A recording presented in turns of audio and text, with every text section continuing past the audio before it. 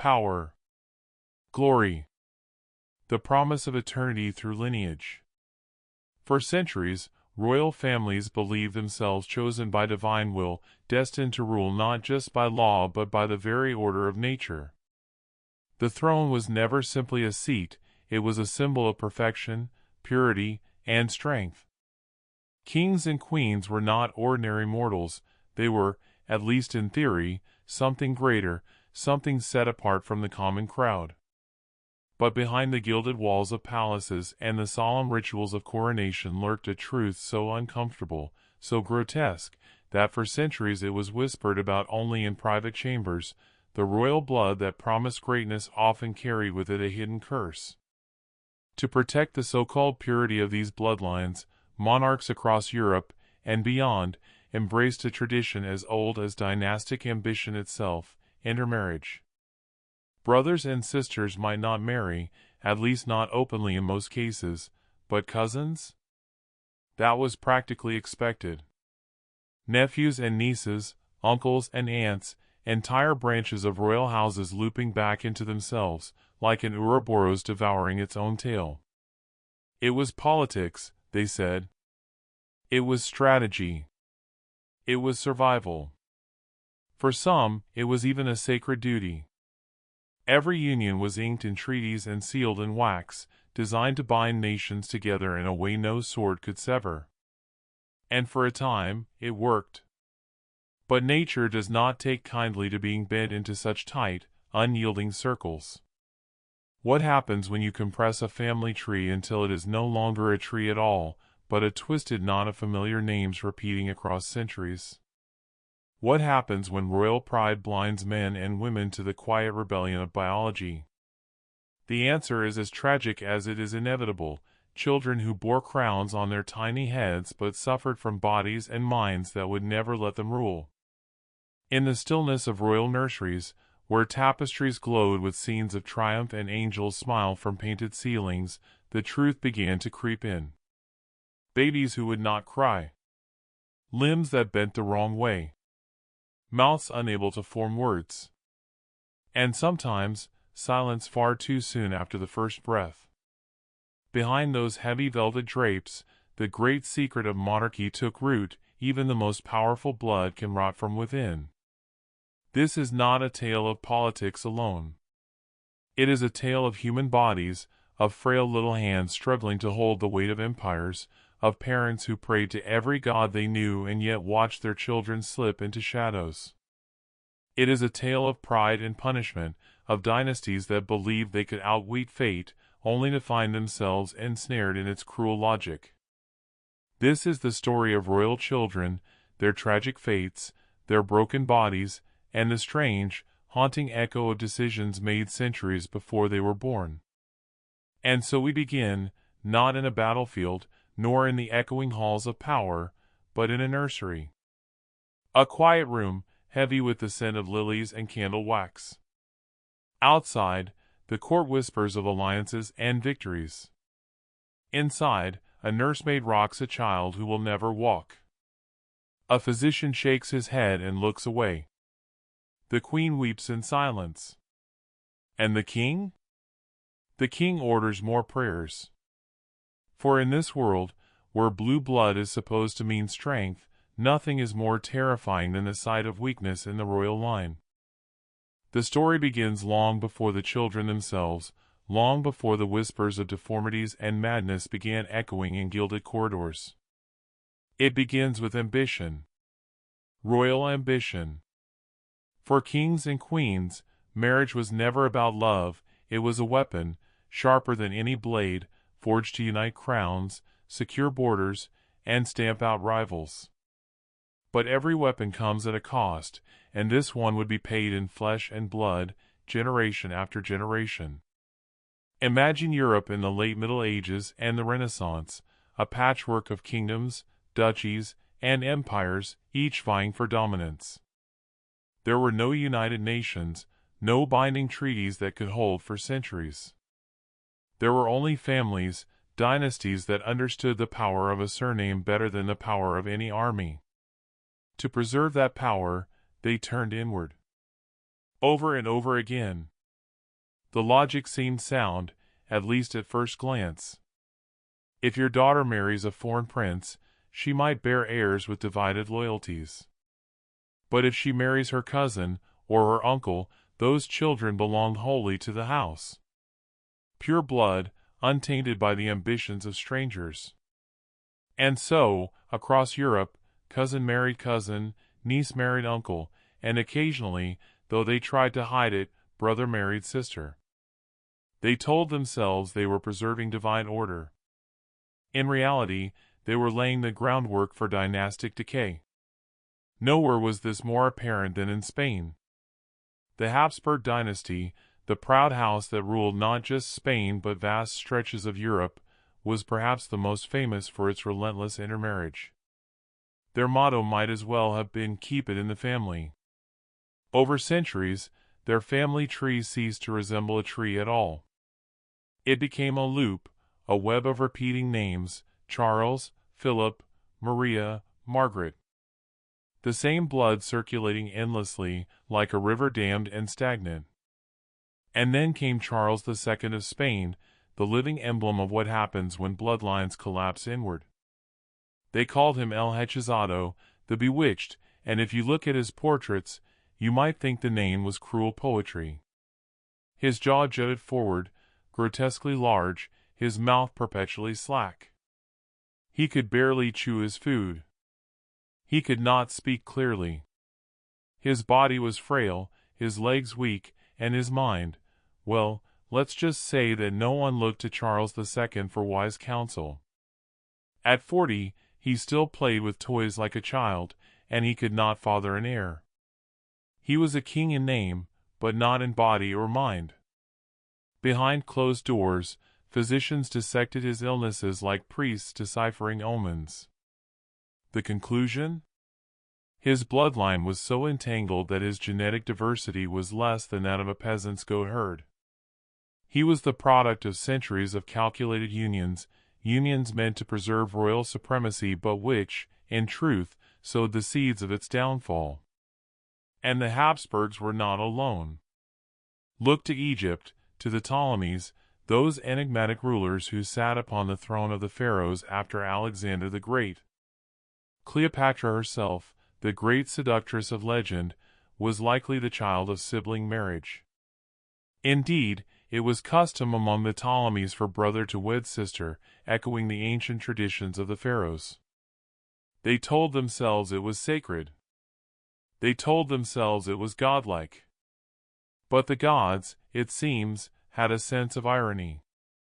Royal families across Europe and beyond clung to this perilous practice with the stubbornness of gamblers who refused to leave the table. And for a time, it seemed to work. The throne stayed intact. Borders held. Dynasties flourished, at least on the surface. But in the nurseries, where the heirs were born, the cost was written in trembling limbs, in mouths that could not form words, in lives that flickered out before they had even begun. It is easy, centuries later, to look back with a sense of superiority, to shake our heads and mutter, "Fools." But imagine the pressure. Imagine a world where the stability of kingdoms rests on the cradle of your child. Imagine being told that your daughter must marry her cousin, not because anyone wishes it, but because the fate of millions hangs on her womb.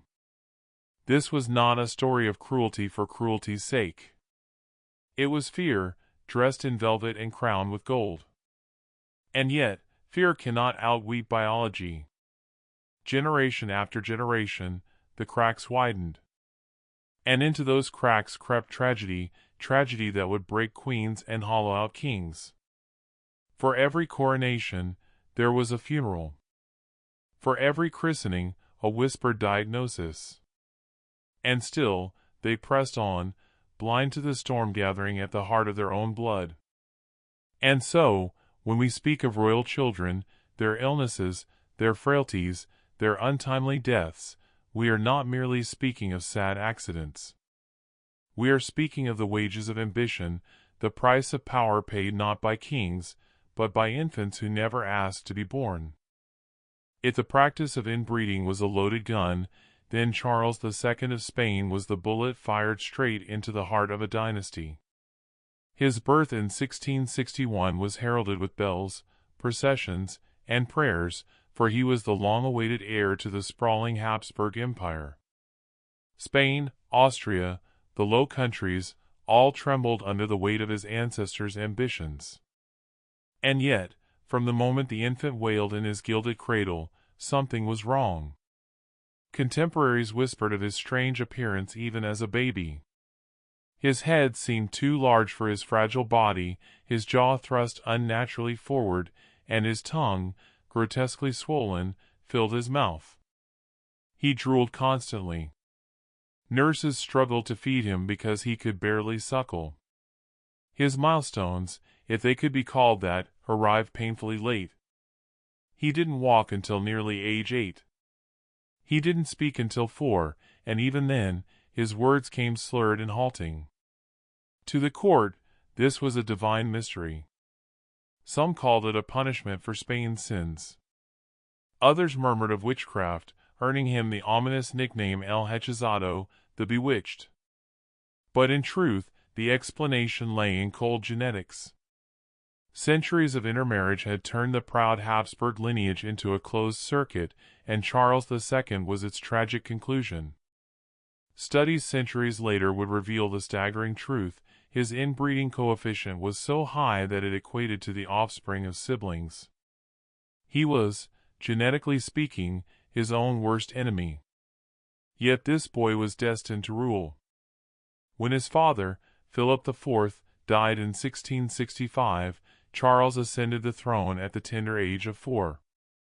A child king in a body that barely functioned, surrounded by power-hungry regents and manipulative courtiers. They draped him in ermine, placed a crown upon his misshapen head, and paraded him before his people, a fragile marionette jerked on the strings of ceremony. As he grew, his deformities became more pronounced. His lower jaw jutted so far forward that his upper and lower teeth could not meet, making chewing nearly impossible. Meals took hours, and often, he simply swallowed his food whole. His body remained weak, his frame emaciated, his legs spindly like reeds. He suffered constant fevers, mysterious ailments, and episodes of mental confusion. Today, historians suspect a host of disorders: mandibular prognathism, pituitary dysfunction, and severe hydrocephalus, to name a few. And yet, the greatest tragedy of Charles II was not his appearance, nor his illnesses, it was the crushing expectation placed upon him. For all his frailty, he bore the weight of an empire's survival. Spain's golden age was fading, the treasury was empty, the military exhausted, and the colonies restless. All hopes for renewal rested on Charles producing an heir. But Charles was impotent. Despite 2 marriages, one to a French princess, the other to a Bavarian noblewoman, his bedchamber remained silent, his queens childless. Physicians tried everything: strange diets, exotic potions, even whispered incantations. Nothing worked. Desperation led to superstition. In a world teetering between faith and reason, the court summoned exorcists, convinced that demonic forces had rendered their king sterile. They performed rituals in candlelit chambers, murmuring prayers over the wasted body of a monarch who had become more symbol than man. But the truth was simpler and crueler: the Habsburg bloodline had devoured itself. By the late 1690s, Charles II was a ghost haunting his own palace.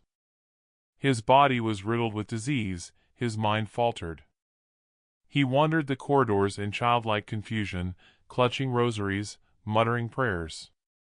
Those who saw him in his final years spoke of a figure more dead than alive, his skin ashen, his limbs twisted, his eyes glassy and vacant. He died in 1700, aged just 38, leaving behind no heir and a kingdom on the brink of ruin. The autopsy report, preserved in chilling detail, reads like the final curse of a doomed dynasty. His body, they wrote, was full of water, his chest deformed, his intestines rotted and gangrenous, a single testicle black as coal, and his head full of water.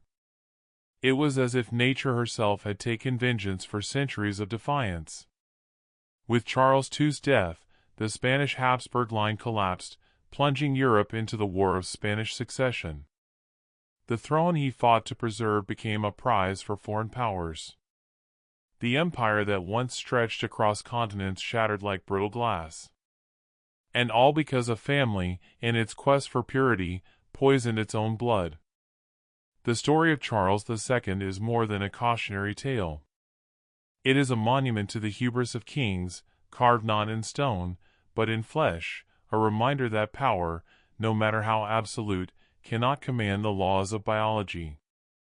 If Charles II was the twilight of the Spanish Habsburgs, then Louis XIV, the Sun King of France, stood in glaring contrast, a monarch whose reign bathed Europe in gold, splendor, and endless wars. His court at Versailles glittered with opulence, a theater of power and elegance where even the smallest gesture became ritual. To the world, Louis appeared invincible, a god among mortals who bent kingdoms to his will. Yet behind the mirrored halls and manicured gardens lay a truth that gnawed at the foundations of his dynasty, the curse of fragile heirs. Louis XIV fathered countless illegitimate children, yet his legitimate line was perilously thin. His queen, Maria Theresa of Spain, ironically, herself a Habsburg, gave birth to 6 children, but only one survived infancy, Louis, known as Le Grand Dauphin. In an age when infant mortality stalked every cradle, this was a bitter reminder that royal blood offered no immunity against nature's whims. The Grand Dauphin was strong and healthy, a relief to the anxious court, but the same could not be said for his offspring. His marriage to Maria Anna of Bavaria produced 3 sons, Louis, Duke of Burgundy, Philip, Duke of Anjou, and Charles, Duke of Berry. The fate of France, the very continuity of the Bourbon dynasty, rested on these boys. And for a time, it seemed secure. They were bright, well-educated, and beloved by the Sun King, who saw in them the reflection of his immortality. Then came the winter of 1711, a season that would etch itself into history as a harbinger of death.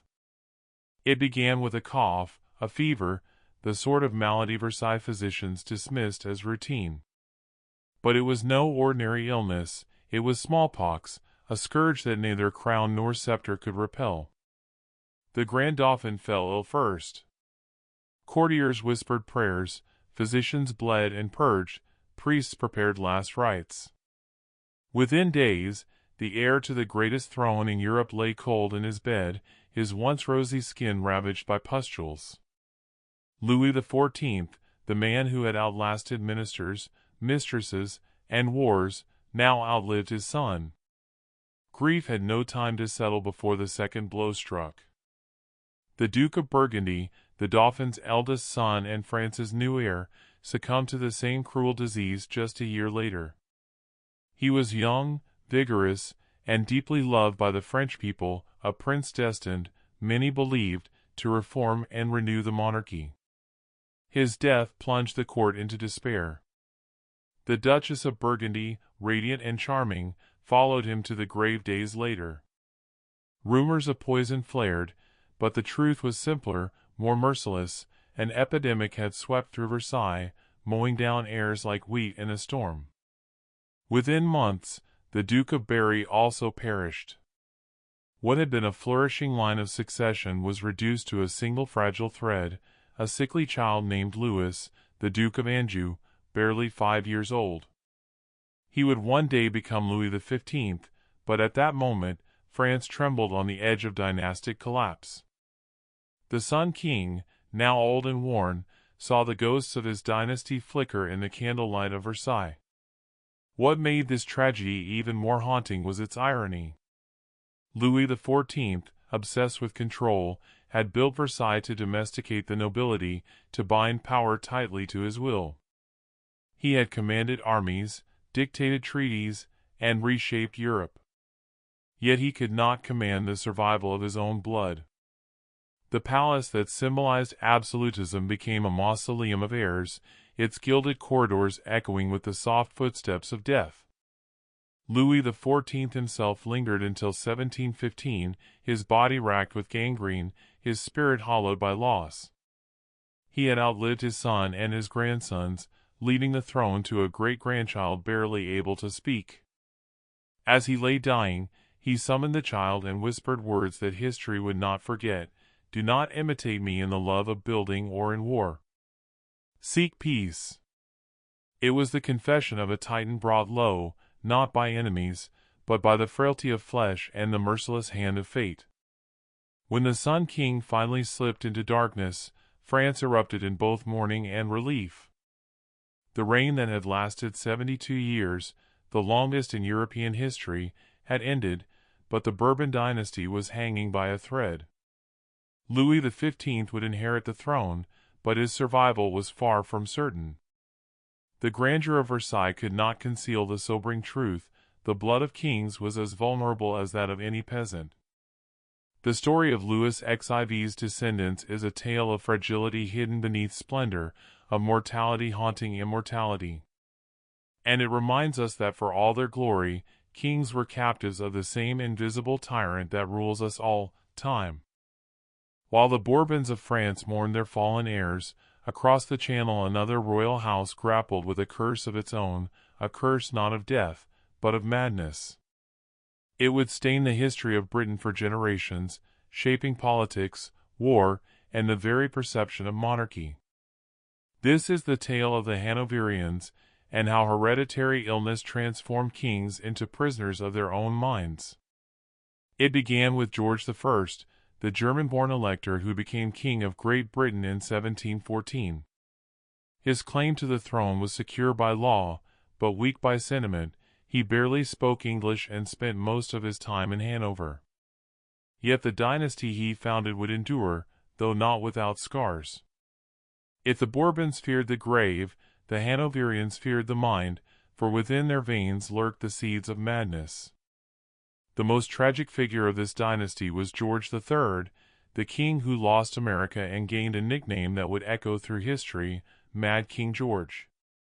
To his contemporaries, he was a devoted husband, a moral man, a ruler who prized duty over pleasure, a stark contrast to the libertine princes who preceded him.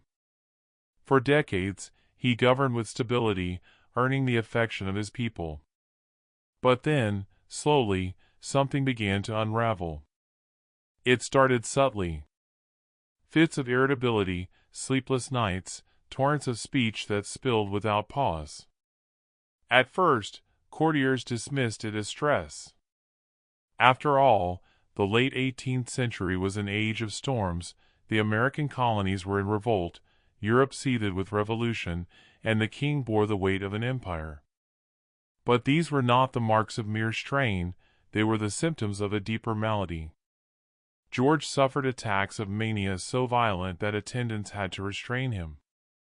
He babbled incoherently for hours, his tongue coated in blue, a sign, historians later suggested, of porphyria, a rare metabolic disorder. Others blamed the royal physicians, whose treatments included blistering, bleeding, and doses of arsenic-laced medicine that may have worsened his agony. Imagine the scene: the King of England, sovereign of a vast empire, strapped to a chair as doctors applied heated irons to his skin, convinced that pain could purge insanity. Outside, whispers spread through the court. Was the king possessed? Punished by God? Or simply mad? Parliament faced an unthinkable question: how to govern a nation when its ruler had lost his reason. The Regency crisis of 1788 plunged Britain into political chaos. The opposition clamored for the Prince of Wales, later George IV, to assume power. Caricaturists seized the moment, etching cruel cartoons of the king in straitjackets. Yet, astonishingly, George recovered. For a time, he resumed his duties, presiding over Britain's triumph in the Napoleonic Wars. But the reprieve was fleeting. In 1810, after the death of his beloved daughter Amelia, the illness returned with a vengeance. His mind shattered completely. For the last decade of his life, the King of England lived in a twilight world, blind, deaf, and raving, while his son ruled as Prince Regent.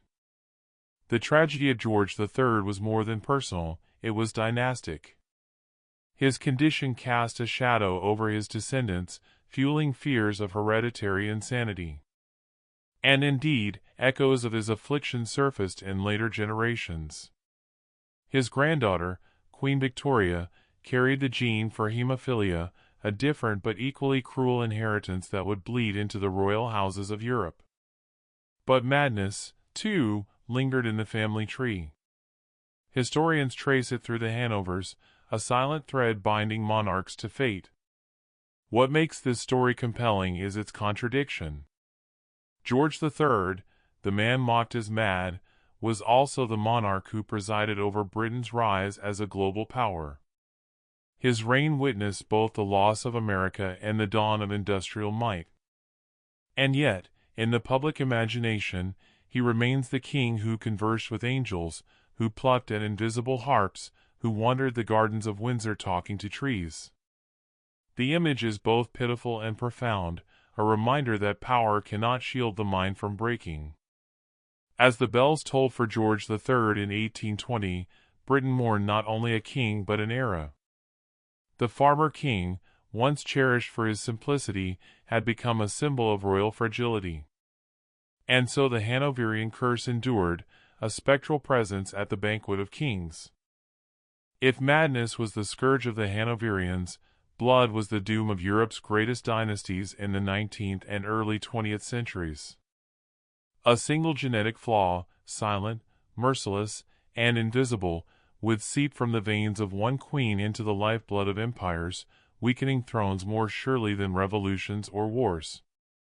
Its name was hemophilia, and its carrier was the grandmother of Europe, Queen Victoria.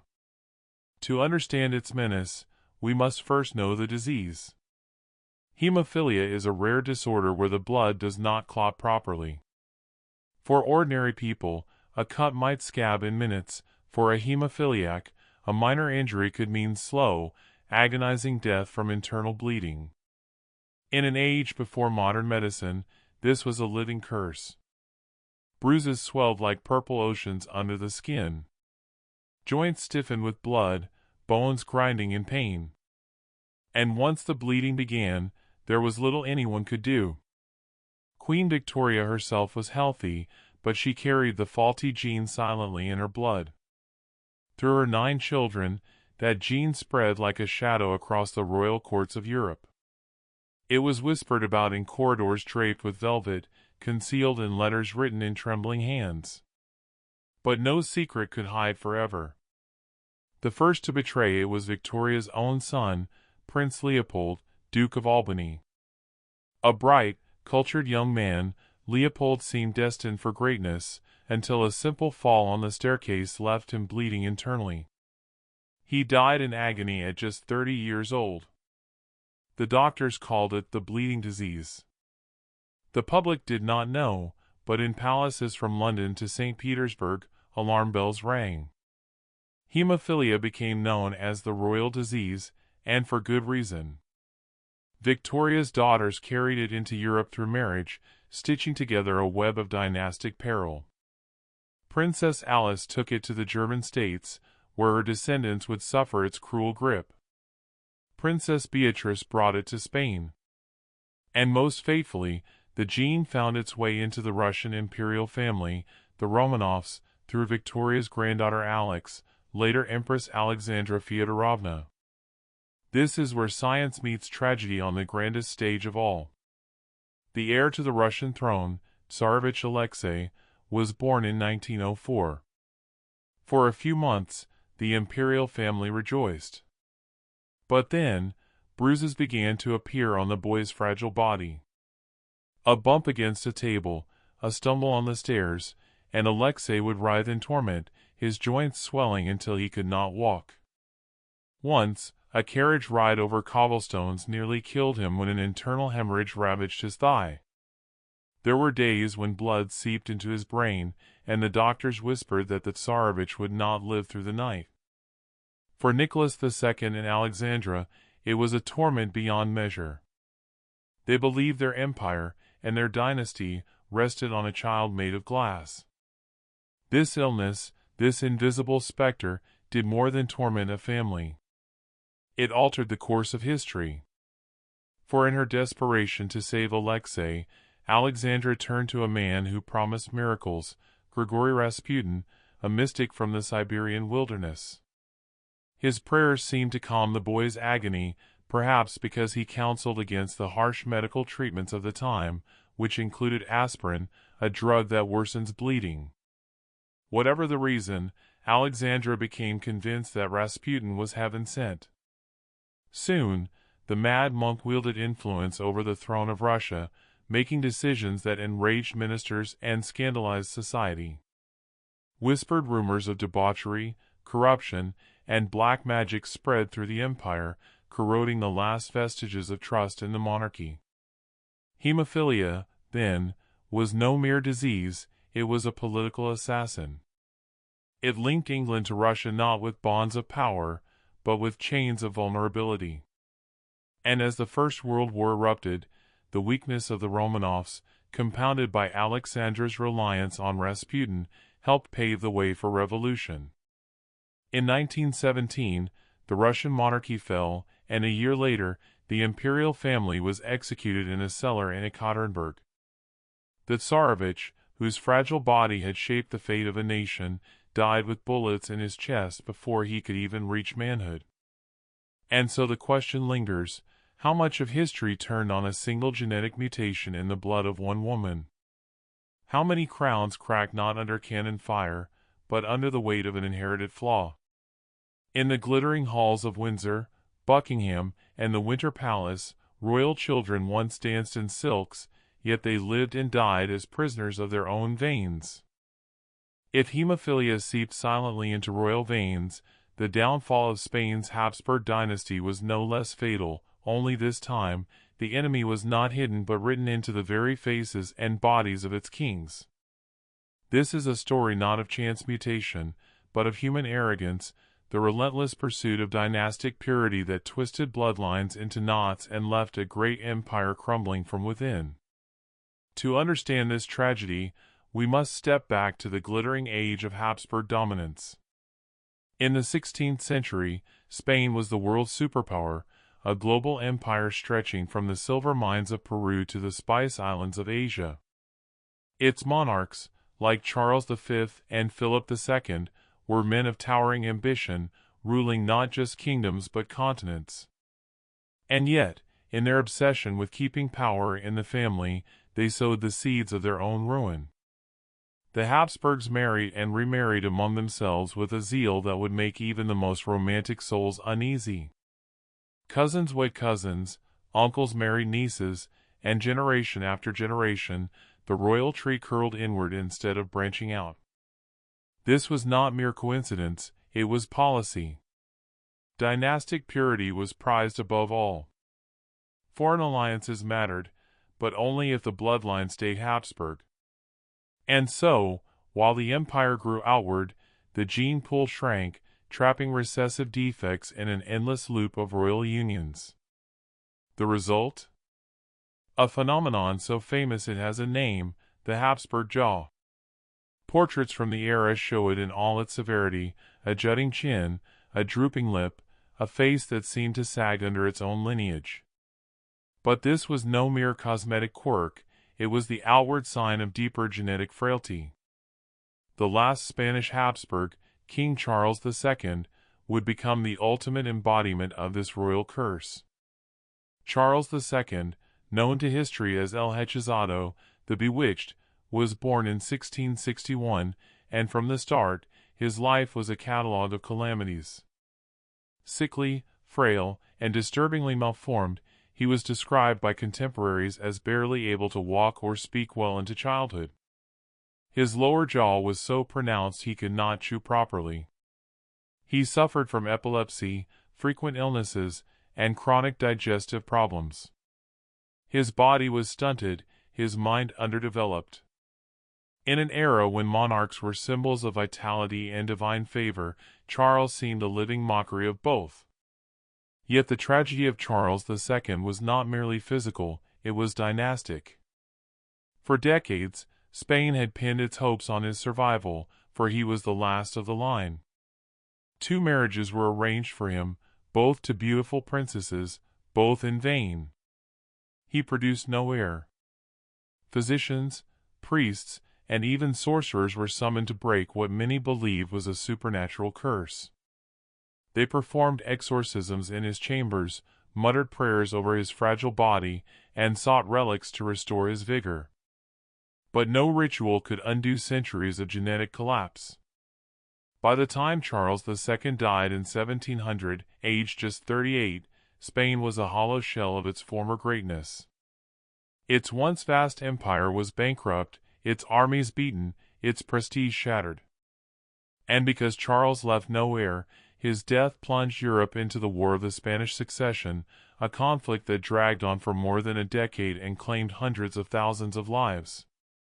One man's broken body had cracked the spine of an empire. But perhaps the cruelest irony of all? The Habsburgs' obsession with keeping power in the family had ensured that, in the end, they had no family left to inherit it. The throne passed to the Bourbons, a new dynasty that would rule Spain for centuries, but only after rivers of blood were spilled across Europe. And so the Spanish Habsburgs vanished, leaving behind portraits of pale-faced kings with heavy jaws and haunted eyes, their grandeur masking a secret written in their very bones, that power, hoarded too jealously, becomes its own undoing. Paris, 1789. The storming of the Bastille had shaken the very foundations of France, and soon the monarchy itself would be swept away in a tide of blood and fury. But amid the roar of revolution, another tragedy unfolded, quieter, yet crueler still, the slow, relentless destruction of a child who bore the name of a king. Louis Charles, the second son of Louis XVI and Marie Antoinette, was never meant to rule. He was the spare, the bright-eyed boy with golden curls, adored by his mother and cherished by the court. But fate, in its bitter irony, would make him a symbol and a victim of France's most violent age.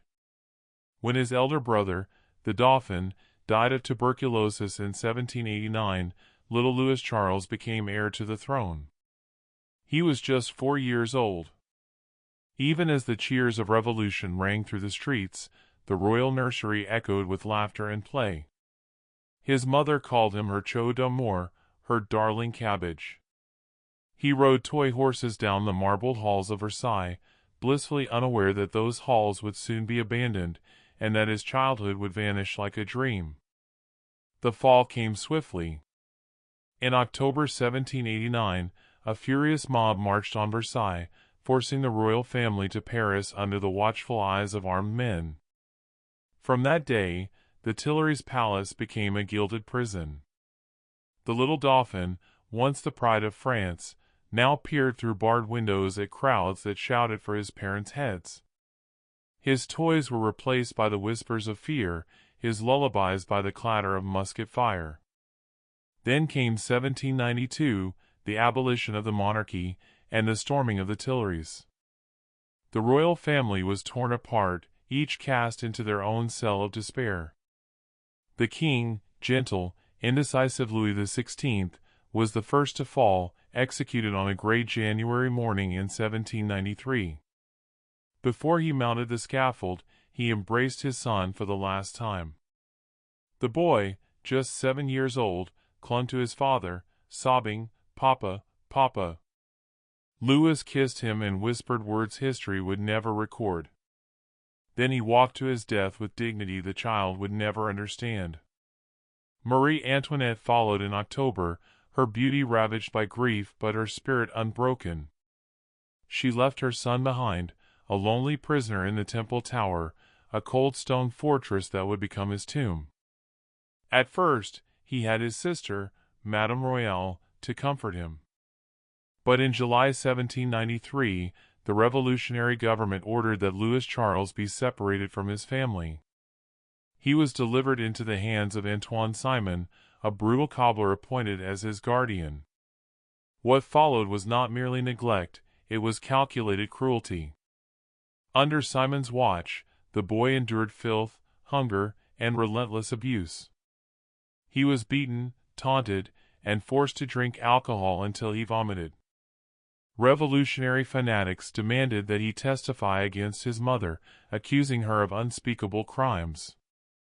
Terrified and broken, the child stammered out the lies they fed him, a confession that helped send his beloved mother to the guillotine.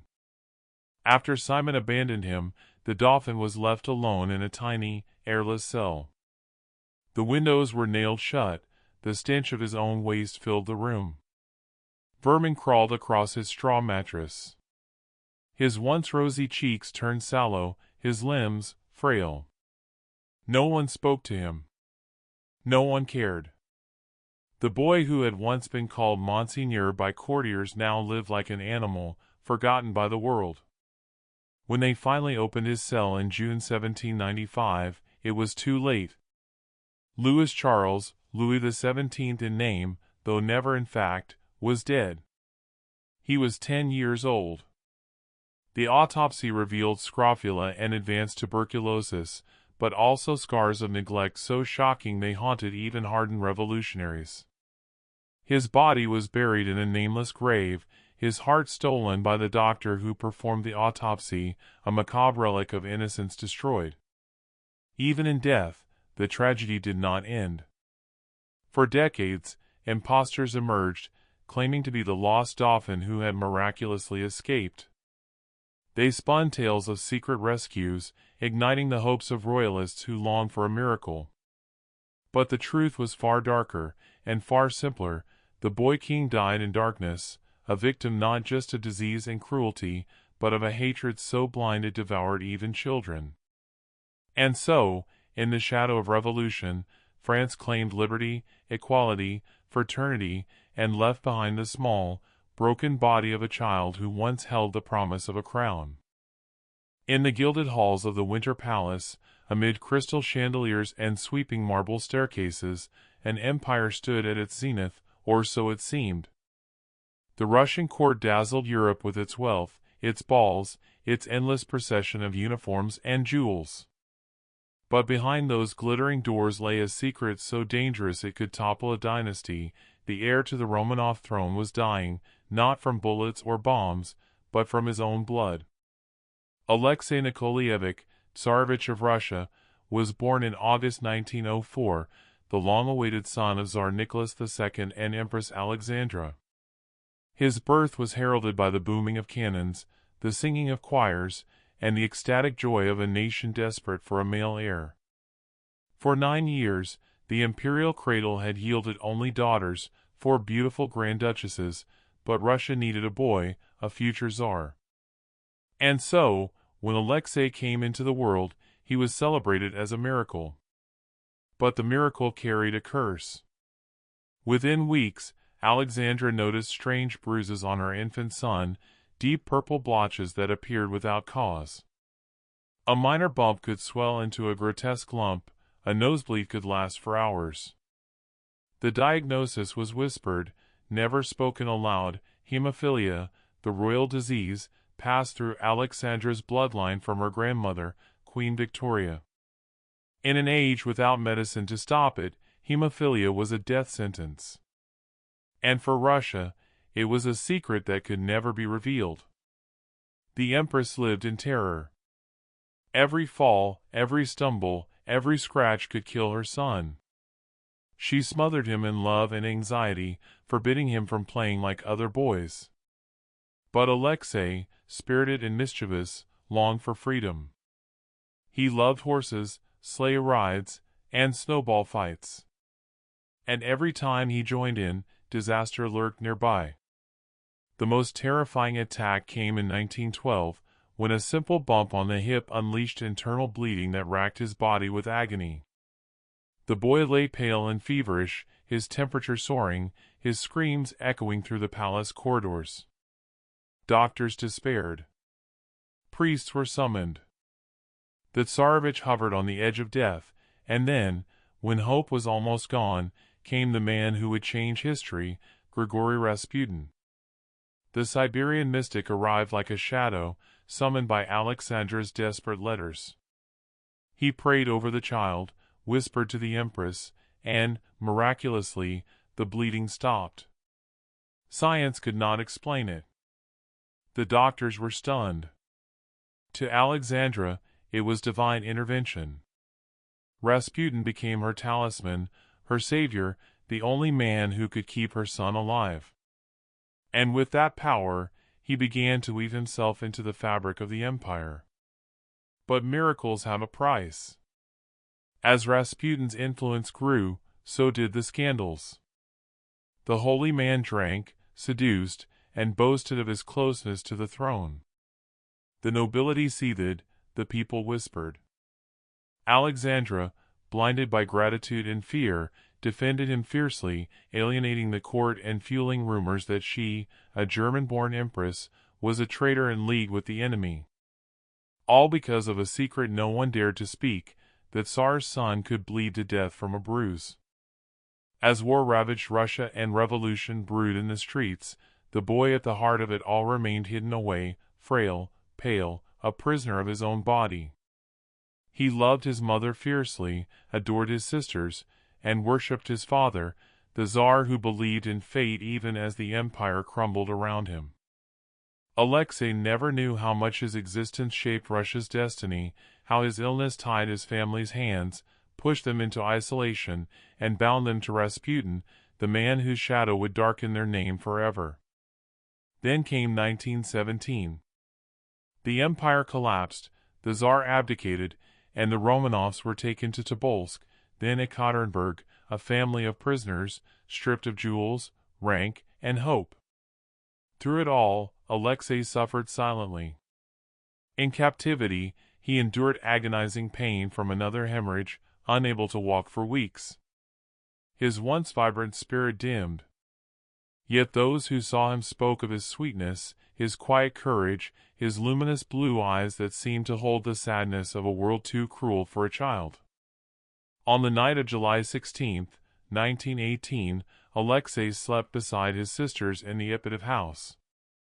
The next morning, he was carried, too weak to stand, into the basement where his parents and siblings awaited what they thought was another move.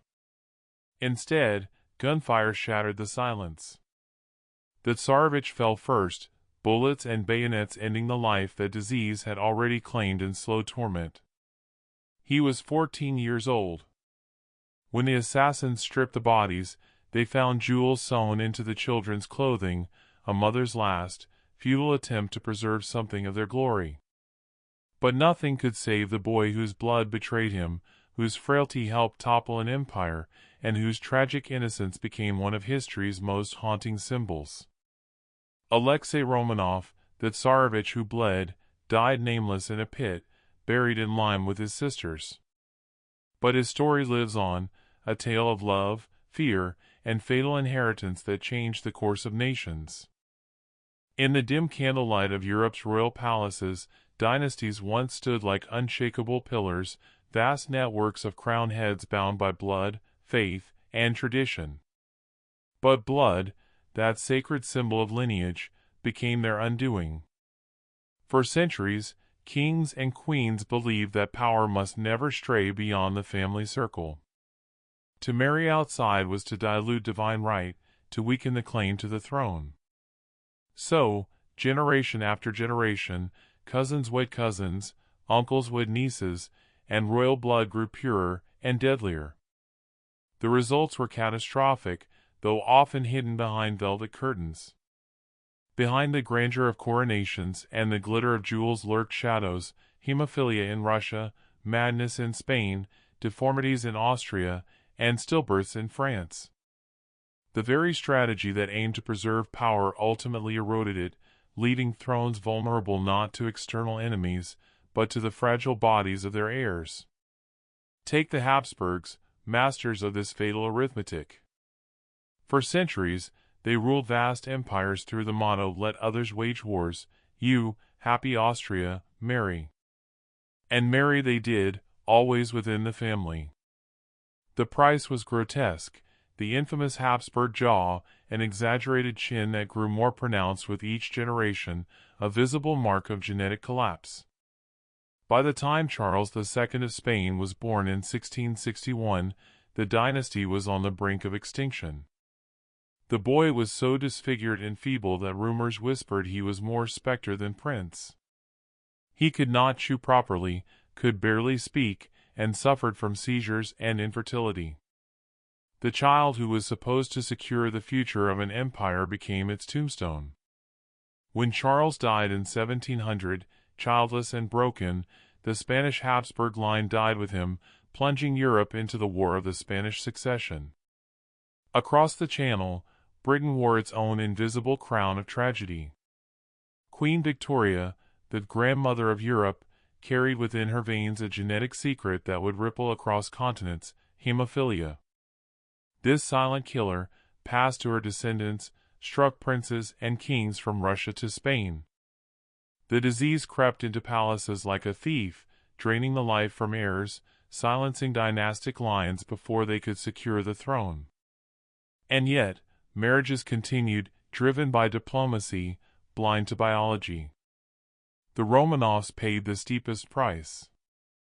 Alexei's hemophilia chained the Russian Empire to Rasputin, feeding a scandal that hastened the dynasty's collapse. In Spain, Queen Victoria's grandson Alfonso carried the same curse, his blood a ticking time bomb in a kingdom already fragile. Even in Prussia and Germany, whispers of the disease cast shadows over imperial ambitions. A single gene, passed down in the name of tradition, helped topple empires that believed themselves eternal. And then came the House of Bourbon, another lesson in the peril of purity. Centuries of cousin marriages left France's royal line riddled with frailty and infertility. Kings like Louis XVI struggled not only with politics, but with private despair, the desperate quest for an heir that haunted Versailles and drove Marie Antoinette into the crosshairs of history. The irony was cruel. Dynasties that feared losing power through marriage to outsiders destroyed themselves by clinging too tightly to their own blood. They sought immortality through purity, and found only extinction. Behind every gilded throne lay a medical time bomb, ticking quietly as courts danced, as treaties were signed, as armies marched. The downfall of monarchies was not only written in the manifestos of revolutionaries, but etched in chromosomes, whispered in hemophiliac joints, carved into deformed jaws. And yet, even as science began to illuminate the truth, love and duty continued to bow before tradition. Kings and queens were prisoners of an idea that they were chosen by God, and their blood was sacred. But in the end, it was not God who claimed their crowns. It was genetics. The 20th century swept away these fragile thrones, some toppled by war, others by revolution, others by the slow erosion of relevance. But in the archives, in portraits that still hang in silent halls, their faces remain, the pale cheeks of sickly princes, the haunted eyes of queens who buried too many children, the proud chins of Habsburg kings who carried their dynasty's doom on their very faces. Royalty wanted their bloodlines to last forever. They succeeded, in history books, in cautionary tales, in the lingering fascination that draws us to their stories even now. But in the flesh, in the fragile bodies of their heirs, the blood that was meant to rule the world brought only sorrow, secrecy, and silence. In the end, the greatest tragedies of these dynasties were not written by fate or by treason, but by nature itself. And nature, unlike kings, cannot be commanded.